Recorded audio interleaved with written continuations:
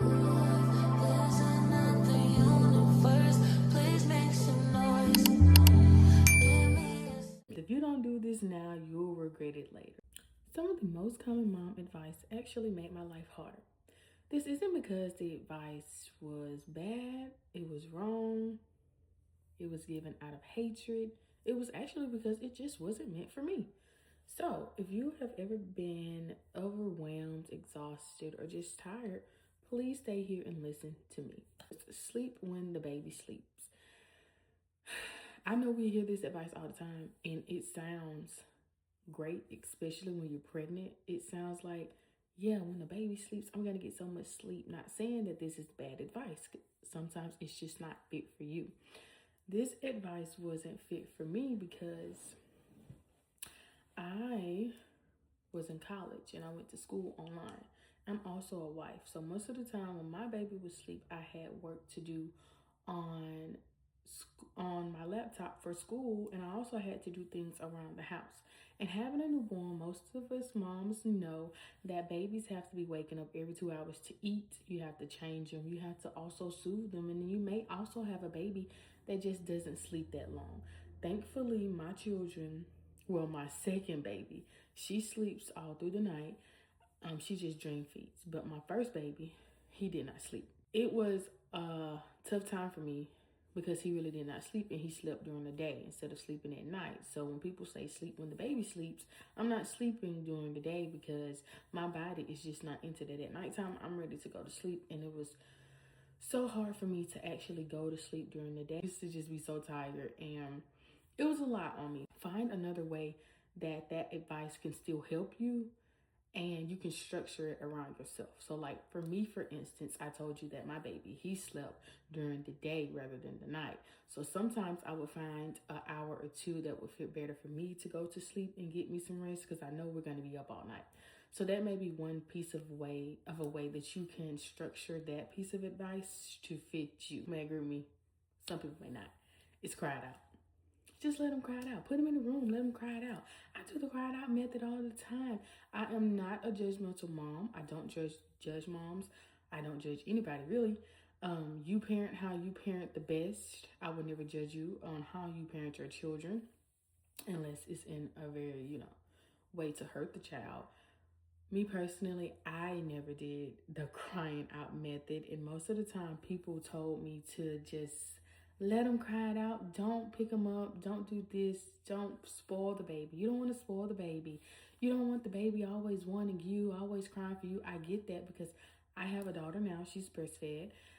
She always wants me. Most of the time, she cries for me. But I wouldn't consider that spoiled. I always tell myself that my baby just loves me. So you do you.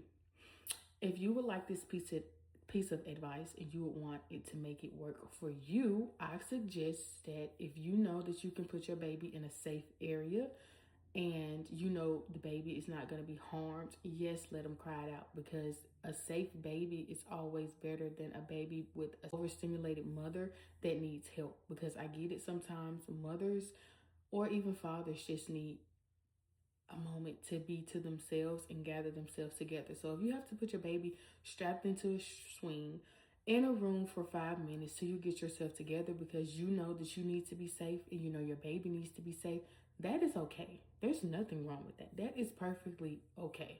I'm not saying that is bad at all.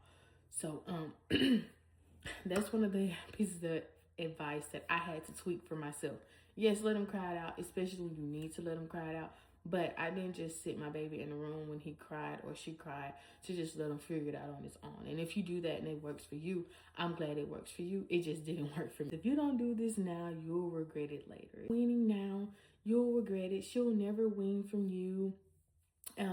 She goes to daycare, of course. She takes whole milk when I'm not around. She only really wants to nurse when I'm around because I am her comfort. She never took a pacifier after 3 months. So me being with my baby is like I give her comfort. I make her feel calm, and she also just uses me to soothe, and that's mostly why she is on me when she's sleeping. She wants to go to sleep or we're dream feeding. So if you don't train this baby to be without you now, you're going to regret it later. Don't let anyone make you feel guilty for being a mother or for being a father. If what you're doing makes you feel calm and makes you feel like your baby is being raised correctly, that advice isn't for you. And if you want this advice to be for you, you can tweak it. You can add things into there. Telling you that you need to break this baby from always wanting to be picked up by you. You can create your strategy for every day, such as during this playtime, I will sit my baby here for 30 minutes throughout the day. Let them watch TV and let them be independent. So when they see me, they're not always around me. And then your baby will eventually adjust. Or if this advice is just not for you, it's not for you. People give you advice, people give you things all throughout your day. Even at my job, I'm a teacher. I get advice all the time. You take it, you either use it or you don't. And it's fine if you don't. Other moms do it this way, you should do it too. So other moms or such and such down the road feeds her baby this way. She feeds her baby a bottle with formula and milk inside and baby food inside, and she calls it a knockout bottle. So you should do that too. I'm not recommending you to do that. I didn't do that. I'm not saying it's wrong if you do that. I will never be here to judge you. Like I said, this is an open book. And if you do this, comment in the comments below, because there may be someone out there that wants to learn how to do this and just doesn't know where to start. Me personally, I didn't do it this way. Someone may be telling you other moms didn't potty train her baby that way. She sent her son outside to just go pee outside. She didn't tell him to go use the bathroom. You should do that too. If this advice is not for you, it's not for you.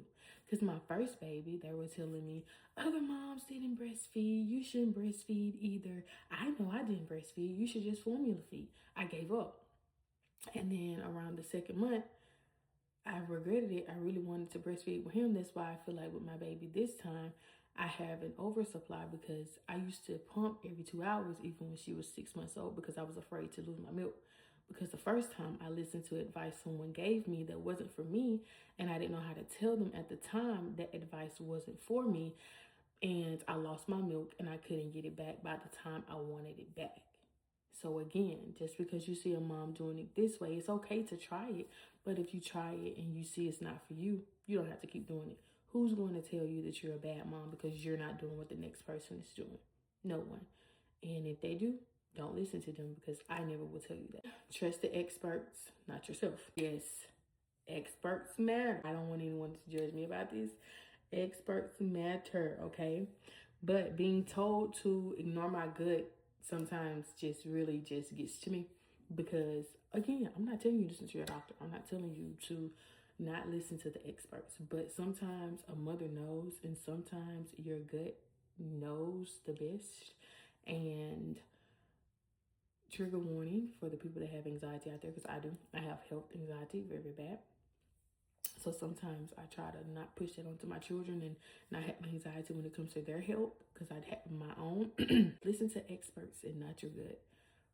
It is a thing, I believe, out there that is a mother knows, meaning your gut is telling you something is wrong. If you feel like something is wrong with your baby, go to the hospital. Go to the urgent care. You ain't even got to go to the hospital urgent care. Get that baby. Pick that baby up. Rock that baby. Look, examine it, baby. That's your baby. Your mind is telling you something wrong with you. Your gut is telling you something wrong with your baby. That's your baby. I'm not telling you not to listen to the doctors. I'm not telling you not to listen to the experts. What I'm telling you is it is okay to listen to your gut. If it's not for you, don't let it be for you. Don't force that on yourself. Don't put that in your mind if you don't want it in your mind, because I didn't put it into mine. I always listen to my doctors, of course, but if it was something that was like, something isn't right with my child. Like my child, he kept throwing up. Every time he would just run just a little bit back and forth. And I kept telling him, this is not right. You can do all the tests you want in the world. He was like 2, 3, 3-ish, 2.5, 3-ish. This is not right. He can run from here to there. He's coughing. He's throwing up. Every time he moves, he's coughing. He's throwing up. He's sleeping. It sounds like he's snoring and something is in there. He has to recatch his breath. Something is not right. I went to test after test after test after test until they finally gave him an allergy test and diagnosed him with asthma, because in my gut, the experts was telling me nothing was wrong.